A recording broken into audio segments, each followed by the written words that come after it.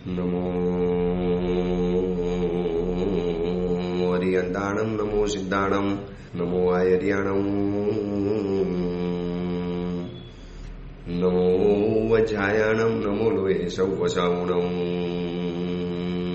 એસો પંચ નમુકારો સૌવ પાવપણાસણો, મંગલાણમ ચ સૌદેશી પરમં વૈ મંગલમ. મંગલમ ભગવાન વીરો, મંગલમ ગૌતમ પ્રભુ, મંગલમ શૂલભદ્રાદ્યા જૈન ધર્મ સુમંગલમ. પ્રવચનનો વિષય છે માર્ગ ભૂલેલા જીવન પથિકોની પ્રતિબોધ કથા.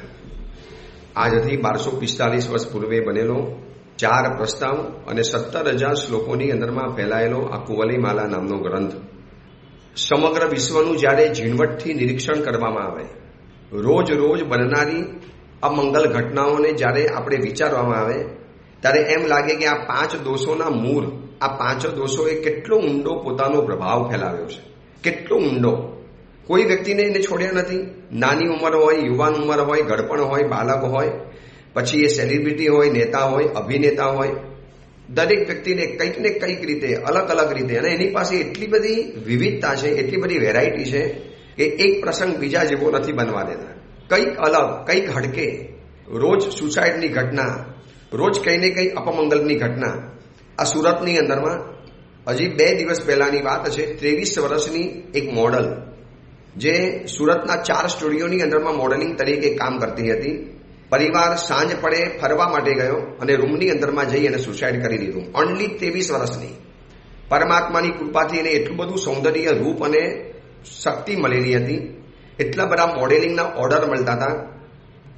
ખબર નહીં શું થયું હશે, બસ એને જિંદગી ટૂંકાવી નાખી. હવે આવા તો કેટલાય પ્રસંગો બને. આ બધું ઝીણવટથી જોઈને એમ લાગે કે આ 5 દોષોનો વિસ્તાર કેટલો વ્યાપક છે, કેટલા એને ઊંડે સુધી પોતાના મૂળ, પોતાની સત્તા ફેલાવી છે. ભલે આખા વિશ્વની અંદરમાં અલગ અલગ સત્તા ચાલતી હોય. અમેરિકાની અંદરમાં ટ્રમ્પ સાહેબની ચાલે, આપણા હિન્દુસ્તાનની અંદરમાં નરેન્દ્ર મોદી સાહેબની સત્તા ચાલે, સરકાર ચાલે. પરંતુ આ બધાને પણ ખબર નથી કે તમારી ઉપર સરકાર અને સત્તા ચાલે છે આ 5 દોષોની. દરેક દેશની અંદરમાં ભલે સત્તાધીશ અલગ છે, દરેક દેશની અંદરમાં ભલે રાષ્ટ્રપતિ કે પ્રાઇમ મિનિસ્ટર કે સીએમ, આ બધા ભલે અલગ હોય, પણ આ બધાની અંદરમાં એકમાત્ર કોઈ સત્તા ચાલતી હોય તો આ 5 દોષોની. અને એ 5 દોષો ઉપર પણ કોઈની સત્તા ચાલે છે તો ધર્મ મહાસત્તાની. જ્યારે વ્યક્તિના હૃદયની અંદરમાં એક ધર્મ પ્રવેશે, એના હૃદયની અંદરમાં આ 5 દોષો તરફનો એક નફરતનો ભાવ પેદા થાય, અરુચિ પેદા થાય, એક જુગુપ્સા પેદા થાય. આ 5 દોષોની ખતરનાકતા જ્યારે એને સમજાય છે અને પછી એમના હૃદયની અંદરમાં જે એક સાત્વિકતાનો ભાવ ઉછળે, જેમ આ 5 મુનિવરોના જીવનની અંદરમાં જોવા માટે મળ્યું. એવા 5 મુનિવરો એક સમયના ડાકુ ગણાય, ખૂંખાર ગણાય, અપરાધી હતા, ક્રાઇમ હતા, ખૂની હતા.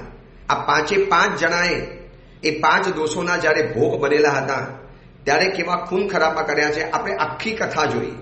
આખી કથાને આપણે જાણતા આવ્યા છીએ. કેવા કેવા દુરાચાર, કેવા કેવા અનાર્યો અને કેવા કેવા અનાચાર આ 5 વ્યક્તિઓએ કર્યા છે આ 5 દોષોના કારણે, એના પ્રભાવમાં આવીને, એના પ્રભાવ હેઠળ. પણ જ્યાં એક સદગુરુનો સંગ મળ્યો, જ્યાં આ સર્વજ્ઞ પ્રતિપાદિત આ ધર્મનું જ્ઞાન મળ્યું, ધીરે ધીરે ઉત્થાનના માર્ગે આગળ વધ્યા. આજે એ સ્થિતિમાં પહોંચ્યા છે કે સકલ કર્મનો ક્ષય કરી અને 5 જણા મોક્ષની અંદરમાં પધારી જવાના. એમાંથી 2 મુનિવર તો ચાલી ગયા. બંને મુનિવરોએ પોતે અંતિમ આરાધના કરી અને બંને મુનિવરો તો ચાલી ગયા. હવે એક નવા મુનિવરની આપણે આરાધના જોવાની છે. વજ્રગુપ્ત મુનિવર, કામ ગજેન્દ્ર મુનિવર અને મણિરથ મુનિવર, 3 મુનિવરની અંતિમ આરાધના આપણે જાણી. હવે 2 મુનિવરની અંતિમ આરાધના જાણવી છે. દરેક મુનિવરની અંતિમ આરાધના ભાવ એક જ છે કે શુદ્ધ થવાનો, નિર્મલ થવાનો, કર્મ આત્મા ઉપરથી કર્મ હરવા કરવાનો. પણ બધાના શબ્દો અલગ, બધાની પદ્ધતિ અલગ છે. એટલે આમ જોવા જઈએ તો આ ગ્રંથની અંદરમાં આપણને એકી સાથે 5 મુનિવરોની અંતિમ આરાધના જાણવા માટે મળી. આ 5 આરાધના કરીએ તો પણ ચાલે, અથવા તો 5માંથી કોઈ પણ એક મુનિવરની આરાધના જો આપણે વ્યવસ્થિત રોજ એક વખત કરી લઈએ, અચાનક ગમે ત્યારે મોત આવી જાય, તો કદાચ આપણી આ આરાધના કરેલી લેખે લાગી જાય. જિંદગીભર નિર્મલ સંયમ જીવન પાડ્યું છે, નિરતિચાર જિંદગી જીવ્યા છે, એક પણ જાતનો દોષ કે ડાઘ જીવનમાં નથી લાગવા દીધો. પરમાત્મા મહાવીરના શિષ્ય છે, મહાવીર જેવા જ હોય મહાવીરના શિષ્ય, એટલે એક પણ દોષ નથી લાગવા દીધો. છતાં પણ ક્યારેક ક્યારેક દોષ લાગી જાય તો અંતિમ આરાધના કરીને બધા જ દોષોને ખપાવવા તૈયાર થઈ ગયા. આમ ઘરને રોજ સફાઈ તો થતી જ હોય ને, ઘરમાં રોજ સજવારી નીકળે, કચરો નીકળે, સાફ સફાઈ થાય, પરંતુ દિવાળીમાં જેમ વિશેષ રીતે થાય એમ રોજ તો આરાધના કરતા હતા. હવે અંતિમ સમયની અંદરમાં વિશિષ્ટ આરાધના કરે છે. હવે ત્રીજા નંબરના જે મુનિવર છે સ્વયંભૂ દેવ મુનિવર, જે ગરુડ પક્ષીઓના વચની અંદરમાં રહી અને પ્રતિબોધ પામ્યા અને બ્રાહ્મણ તરીકે હતા. પ્રભુ મહાવીરની ઈચ્છાની અંદરમાં સંયમ જીવન સ્વીકારી અને મુનિવર અંતિમ આરાધના કરવા માટે તૈયાર થયા છે. સ્વયંભૂ મુનિવરને જ્યારે ખબર પડી કે મારું આયુષ્ય હવે અલ્પ છે, દ્રવ્ય ભાવ બંને સંલેખના કરીને યોગ્ય વ્યાપાર વગેરે કરીને સંથારા ઉપર બેસી ગયા અને પછી હવે પોતાની અંતિમ આરાધના શરૂ કરે છે. આ દરેક મુનિવરોના એક એક શબ્દ ધ્યાનથી સાંભળવા જેવા છે, માટે હું દરેક મુનિવરોની અંતિમ આરાધના અલગ અલગ બતાવું છું. વરના એટલું કહી શકતો હતો કે બસ મુનિવરોએ અંતિમ આરાધના કરી, સર્વ કર્મોનો ક્ષય કર્યો અને કેવળ જ્ઞાન પામી અને મોક્ષની અંદરમાં પધારી ગયા, આવું પણ કદાચ કહી શકતો હતો. પરંતુ દરેક મુનિવરોની આ આરાધના એક એક જાણવા જેવી છે, એક એક આરાધનાનો આપણને શબ્દો જાણવા જેવા છે. હવે સ્વયંભૂ મુનિવરની બહુ વિશિષ્ટ પ્રકારની એક અલગ પ્રકારની એમની અંતિમ આરાધના છે. એ પોતે જ પોતાના આત્મા સાથે વાત કરે છે.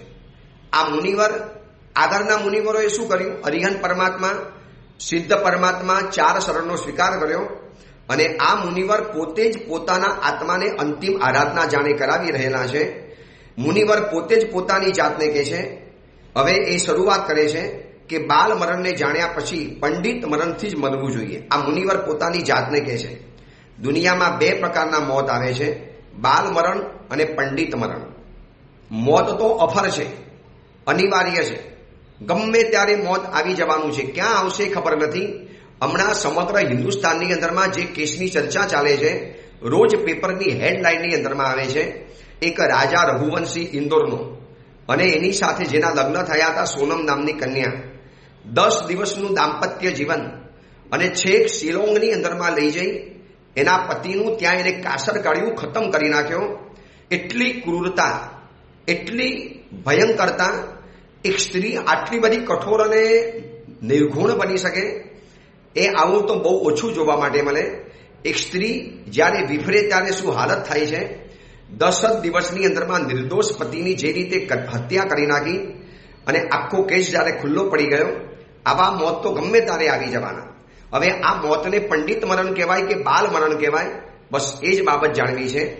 તો મહાત્મા કહે છે કે બાલ કોને કહેવાય? જેની અંદરમાં રાગ અને દ્વેષ ભરેલા છે એ બધા જીવો બાલ, અને એ રાગ દ્વેષથી ભરાયેલા થઈને જે મરી જાય એ બધાનું મોત બાલ મરણ કહેવાય છે. તો મહાત્મા કહે છે કે આપણે આટલા ભવોની અંદરમાં કેટલી વાર બાલ મરણથી મર્યા. જ્યારે આપણને કોઈ સમજણ નથી, આવી અંતિમ આરાધના કરાવનારું કોઈ હતું નહીં, અંતિમ આરાધના કોઈ આપણને સમજાવનારું હતું નહીં. તો આ મુનિવર પોતાની જાતને કહીને પોતે અંતિમ આરાધના કરે છે. પોતાની જાતને કહે છે કે હે જીવ, કોઈક વખત ગર્ભની અંદરમાં તું ખાલી કલકલ અવસ્થામાં હતો ને તું મરી ગયો. કલકલ એટલે પ્રવાહી અવસ્થામાં, એકદમ લિક્વિડ અવસ્થામાં. હજી નવી નવી ગર્ભ અવસ્થા સર્જાઈ છે, નવો નવો ગર્ભ રહ્યો છે, માત્ર લિક્વિડ હોય, પ્રવાહી સ્વરૂપે હોય. તો આત્મા તું અનંત વખત આવા કલકલ અવસ્થાની અંદરમાં ગર્ભ અવસ્થામાં જ મરી ગયો. પછી ક્યારેક ક્યારેક અવ્યક્ત ભાવની અંદરમાં તું વિલીન થઈ ગયો. હજી થોડા ઘણા ભાવ વ્યક્ત થાય ન થાય અને તું દુનિયામાંથી ચાલી ગયો. કોઈક વખત ઘણી સ્ત્રીઓના ગર્ભની અંદરમાં તું આપોઆપ ગરી ગયો, આપોઆપ તારું આયુષ્ય હતું અને તું ગરી ગયો. આ બધા જ બાલ મરણો આપણે જીવનમાં પામ્યા છે. હવે એક મોકો મળ્યો છે પંડિત મરણ પ્રાપ્ત કરવાનો, પણ એની પહેલા મહાત્મા પોતાના જ આત્માને એમ કહી રહેલા છે કે હે આત્મા, તું આ સુધીની અંદરમાં કેટલી વાર બાલ મરણથી મરેલો છે. ક્યારેક પિંડ બન્યો અને ક્ષાર થઈને ગર્ભવાસમાંથી નીકળી ગયો. ક્યારેક હાડકા બંધાવાના સમયની અંદરમાં તું મરી ગયો. કોઈક વખત હાડકા બંધાઈ પણ ગયા, પરંતુ છતાં પણ મરવાનો વારો આવી ગયો. ક્યારેક અતિક્ષાર, અને જેમ અતિક્ષારથી મુરિયા બની જાય એમ તારા શરીરની અંદરમાં અતિક્ષાર પેદા થયો અને તું પોતે મરી ગયો. ક્યારેક ક્યારેક દુરાચારીણી, પરિવ્રાજિકા, કુમારી, કોઈ એવી વિધવા સ્ત્રી એના ગર્ભની અંદરમાં તું ગયો અને ત્યાં તારું એબોર્શન કરવાની અંદરમાં આવ્યું, તારો ગર્ભપાત કરવાની અંદરમાં આવ્યો અને એ આત્મા તું મરી ગયો. આવી રીતે બાલ મરણના કારણે. કોઈ વખત ભયના કારણે તું ગરી ગયો, પેટમાં જ માતાને અતિશય ભય લાગ્યો અને તારું મોત આવી ગયું. કોઈક વખત વધુ પડતા શ્રમના કારણે તું પેટમાંથી બહાર નીકળી ગયો. કોઈક વખત માતાનું ઉદર ચીરી અને તને બહાર કાઢી દેવાની અંદરમાં આવ્યો, કારણ કે ગર્ભમાં તારું મોત થઈ ગયું હતું અને માતાનું પેટ ચીરીને માતાને ઇન્ફેક્શન ન થાય એટલા માટે તને બહાર કાઢવો પડ્યો. પોતાના જાતને કહે છે કે આત્મા મરણ તો ક્યાં નથી આવ્યું, અનંતકાળ મર્યા છે. આ મરવાનું કોઈ નવું નથી, પણ આપણે પંડિત મરણથી મરવું છે. તો બાલ મરણ દ્વારા આપણે કેટલી વખત મર્યા છે એની વાત બતાવે છે. પોતાની જાતને, પોતાના જ આત્માને પોતે જ મહાત્મા કહી રહેલા છે. કોઈક વખત માતાની યોનિમાંથી થોડોક બહાર નીકળેલો હતો અને તારું આયુષ્ય પરિપૂર્ણ થઈ ગયું. કોઈક વખત બહાર નીકળ્યો, પરંતુ બહાર જન્મ્યા પછી એટલી ભયંકર વેદના હતી કે તારું પણ મોત થઈ ગયું.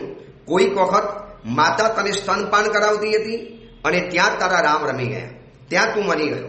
કોઈક વખત માતાએ જીવતે જીવત સ્મશાનની અંદરમાં કે ચિતાની અંદરમાં આપણને ફેંકી દીધા. આજે આવા કિસ્સા બને છે કે સંતાન નથી જોઈતું, કુંવારી અવસ્થામાં આવી ગયું, અથવા તો કોઈ પણ કારણસર જાડી ઝાખરામાં નાખી દેવામાં આવે. રખડતા કૂતરાઓ એના મૃતદેહને ફાડી ખાય. એના ક્ષત વિક્ષત અંગ જ્યારે લોકો જોવે, પોલીસને ફરિયાદ કરે, ત્યારે ખબર પડે કે કોઈ બાળકનું નાનકડું ભ્રૂણ આ કૂતરાઓએ અંદરમાંથી ફાડી ખાધું છે. તો એ આત્મા આવી વખત, કેટલી વખત આપણી જ માતાએ આપણને આવી રીતે સ્મશાન અને ચિતામાં ફેંકી દીધા. કોઈક વખત જન્મેલા બાળકોને ઉપાડી જનારી કોઈ રાક્ષસી છઠ્ઠીના દિવસે આપણું અપહરણ કર્યું અને આપણે મરી ગયા. કોઈક વખત માતાએ યોગિનીની સમક્ષ આપણું જ બલિદાન આપી દીધું અને આપણે મરી ગયા. કોઈક વખત ડાકીની કે કોઈ એવા પક્ષીએ આપણને પકડ્યા અને આપણે મરી ગયા. કોઈક વખત જન્મ્યા પછી માતા આગળ પાછળ થઈ અને બિલાડી કે કોઈ શિકારી જીવોએ આપણને મારી નાખ્યા. કોઈક વખત નોકરના હાથે મરી ગયા. કોઈક વખત એવી ખાંસી ચડી, ઉધરસ ચડી અને આપણું મોત થઈ ગયું. આવા નાની ઉંમરમાં કેટલા બધા બાલ મરણ. નાની ઉંમરમાં મરે બાલ મરણ નથી. રાગ અને દ્વેષ જેની પાસે પ્રચુર માત્રામાં છે, આ બધા જીવો બાલ જીવો કહેવાય છે. અને એવી રીતે મરી ગયા, એટલે કે અંતિમ આરાધના કર્યા વગર, અંતિમ સમયની અંદરમાં કશું જ ઘોષણાવ્યા વગર રાગ દ્વેષની પ્રચુર માત્રા સાથે લઈને જાય, એ બધાનું બાલ મરણ કહી શકાય. કોઈક વખત શરીરમાં શોષ થઈ ગયો, એના કારણે શરીર સુકાઈ ગયું અને આપણે મરી ગયા. કોઈ વખત એવો તાવ આવી ગયો અને તાવના કારણે હે આત્મા તારું અનંત વખત મોત થયું છે.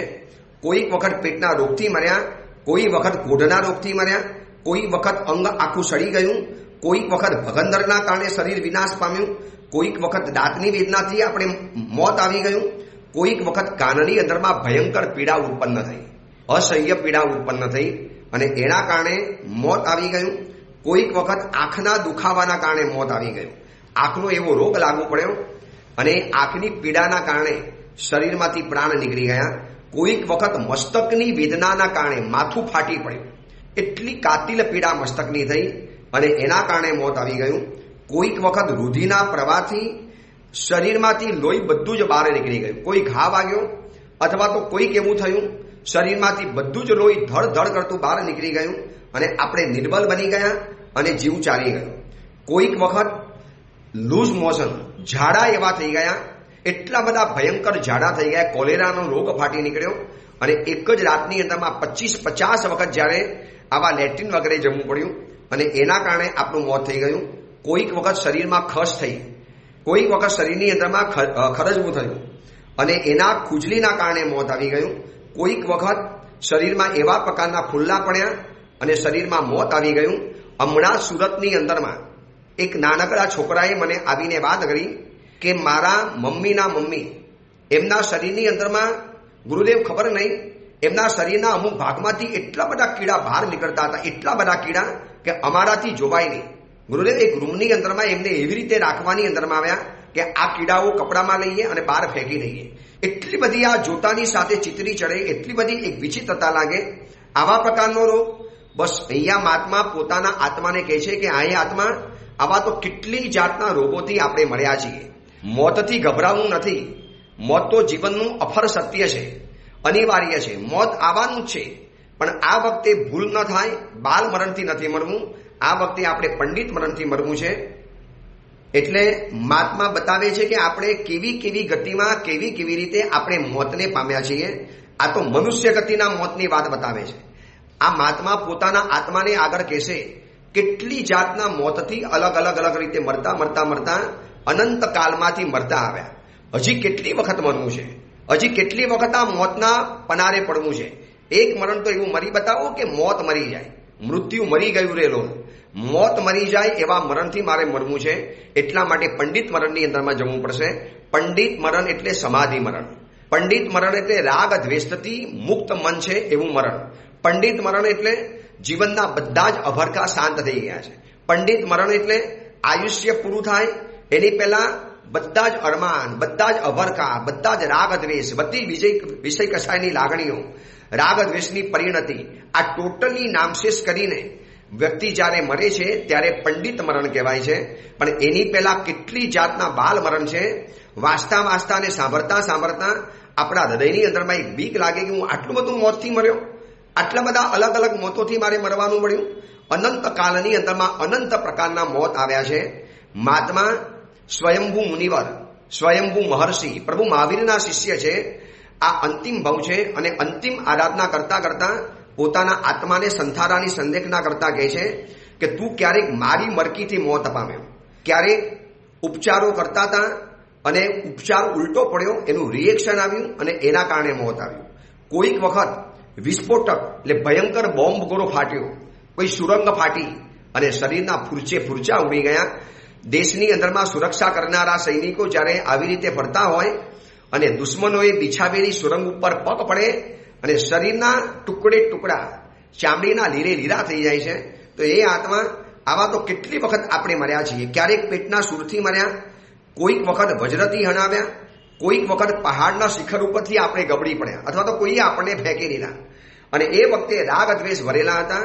અને આ બધા જ મોત આપણા મોતને વધારનારા બન્યા છે. હે આત્મા, તું ક્યારેક સૂર્ય પણ ચડ્યો છે. કોઈક ભવની અંદરમાં ખોટો કે સાચો આરોપ આપણા જીવનની અંદરમાં આવ્યો અને રાજા કે સત્તાધીશોએ આપણને સૂર્ય ઉપર ચડાવી દીધા છે. આજે પણ ફાંસીની સજા મળતી હોય છે જેલોની અંદરમાં. એટલા ભયંકર કુકર્મ કર્યા હોય તો છેલ્લે એને ફાંસીની સજા આપી દેવાની અંદરમાં આવે. કોઈક વખત તને ઊંધે મસ્તકે લટકાવવાની અંદરમાં આવ્યો અને નીચે અગ્નિ સળગાવ્યો અને ઉપરથી માથું નીચે અગ્નિમાં ભયંકર રીતે બળે છે.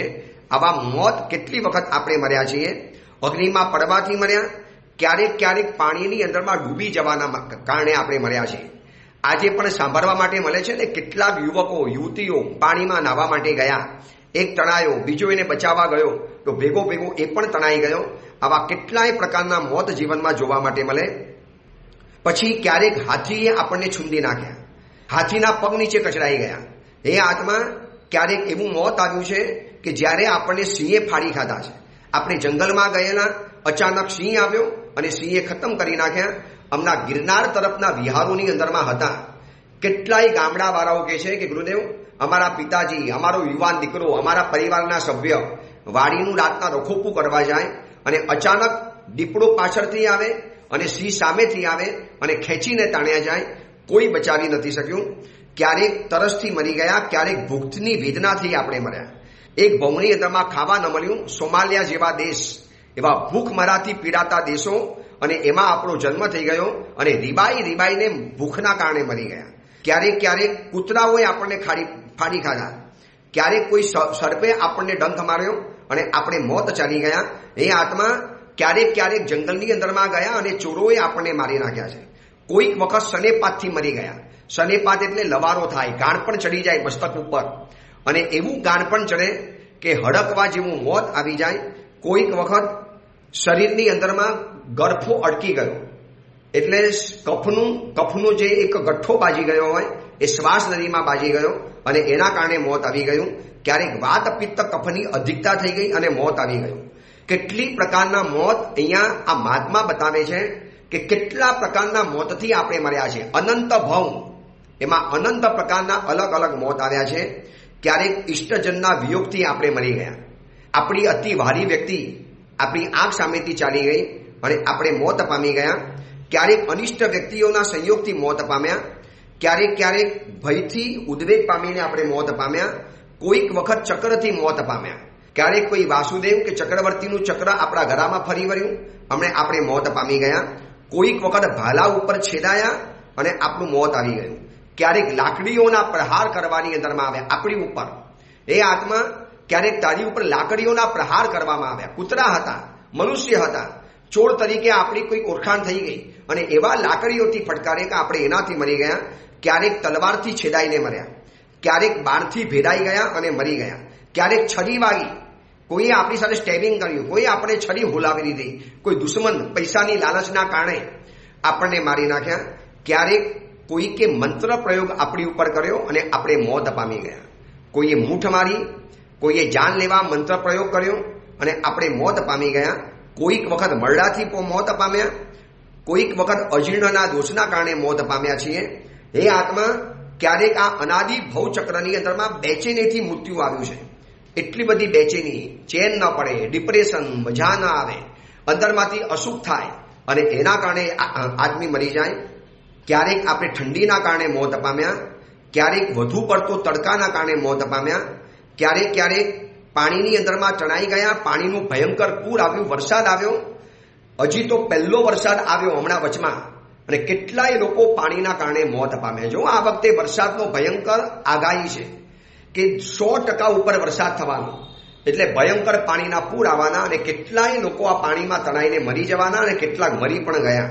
તો ક્યારેક કુંભી પાકના કારણે આપણે મર્યા નરકની અંદરમાં, ક્યારેક કરવતથી કપાઈને મર્યા, ક્યારેક કઢાઈની અંદરમાં આપણને પૂરીની જેમ તરી નાખ્યા અને આપણે મરી ગયા, ક્યારેક વાંસની જેમ આપણી બધી ચામડી છોલી નાખી અને આપણે મરી ગયા, ક્યારેક જલચર જીવો આપણને આખો નાખો કોળીઓ કરી ગયા, અજગર જેવા જીવો આખા નાકા આપણને ગરી ગયા, ક્યારેક કોઈ પંખીઓએ આપણા બધા જ અંગો ખાઈ લીધા, ક્યારેક પરસ્પર લડતા આપણે મોત પામ્યા, ક્યારેક આપણે યંત્રની અંદરમાં પીડાયા, ક્યારેક આપણે શત્રુઓથી હણાયા, ક્યારેક ચાબુકના મારથી આપણે મૃત્યુ પામ્યા, ક્યારેક કોઈક સાહસ કરવા ગયા, કોઈ યુદ્ધ ભૂમિની અંદરમાં ગયા, કોઈક સાહસ બતાવવાની અંદરમાં ગયા અને એના કારણે મોત પામ્યા, ક્યારેક ઝેર પીને આપણે ખુદે આપઘાત કરેલો છે. મહાત્મા આત્માને કહે છે, આપણે પણ આપણે આત્માને કહેવું છે કે આપણે આ સુધીની અંદરમાં આવા કેટલાય કમોતે મર્યા છીએ, કારણ કે આ બધા જ મોત આપણા માટે બાલ મરણ હતા. ઝેર શેના માટે પીવાનું, આ ફાંસીના ફંદા શેના માટે ખાવાના, આવા રૂમની અંદરમાં જઈને પંખા સાથે કેમ લટકી પડવાનું, રાગ દ્વેષ ભરેલા છે માટે આવી નાની ઉંમરની મોડેલ, આવી નાની ઉંમરની કન્યાઓ, નાના ઉંમરના દીકરાઓ, બહુ નાની ઉંમરની વ્યક્તિઓ કેમ આવી રીતે ફાંસો ખાઈને મરી જાય છે, કેમ પોતાની જાતને ગોળી મારી દે છે. ઓસ્ટ્રેલિયા દેશની અંદરમાં, ઓસ્ટ્રેલિયા દેશની અંદરમાં ગઈકાલની ઘટના છે કે ભૂતપૂર્વ વિદ્યાર્થી સ્કૂલની અંદરમાં બંદૂક લઈને આવ્યો, 2 હાથમાં 2 બંદૂક, અને ગન દ્વારા જે ક્લાસીસમાં પોતે ભણતો હતો એના બધા છોકરાઓ ઉપર આડેધડ ગણ ફેરવી નાખી. 9 છોકરાઓ તો ત્યાં મરી ગયા, 9 છોકરાઓ, અને છેલ્લે એને પોતે પણ સુસાઇડ કરી નાખ્યું. કેટલા બધા બાલ મરણ છે, કેટલી પ્રકારના બાલ મરણ સંસારની અંદરમાં રખડતા રાગ દ્વેષથી ભરેલા થયા. અને એ આત્મા આવા તો આપણે કેટલા બધા મોત પામ્યા છીએ. આ મનુષ્ય ગતિની વાત છે. આ રીતે મનુષ્યપણાની અંદરમાં અનેક જાતિની અંદરમાં અનેક વખત આવા અનેક રીતના મોત પામ્યા છીએ. હવે એ આત્મા હું તને તિર્યંજ ગતિની વાત બતાવું છું. ડરવાની વાત નથી, આપણો આ ભૂતકાળ છે, આપણે પણ આવી રીતે મોત પામેલા છીએ. હવે એ મહાત્મા પોતાના આત્માની સાથે તિર્યંજ ગતિ સંબંધી અંતિમ આલોચનામાં મોત બતાવે છે કે હે જીવ, તને હું શું કહું, તું મરણ સમયે કાયર નહીં બનતો, ઉદ્વેગ નહીં પામતો, આ સંસાર છોડીને જવાનું છે આવું બિલકુલ નહીં વિચારતા. તારા હૃદયની અંદરમાં આવા અનંત મરણોનો ક્ષણવાર વિચાર કરજે કે મરવું કોઈ આપણા માટે નવાઈની વાત નથી. કેટલી વખત મર્યા છીએ, કેવી રીતે મર્યા છીએ.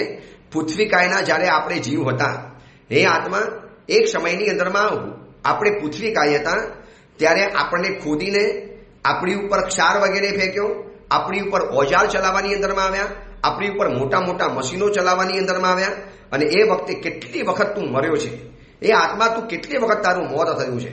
અને જીનેશ્વર પરમાત્માએ કીધું છે કે અહંકારી યુવાન જેમ ઘરડા પુરુષને મારે એવી રીતે આ પૃથ્વી કાયની અંદરમાં આપણે હતા ત્યારે આ મનુષ્યોએ આપણને માર્યા છે.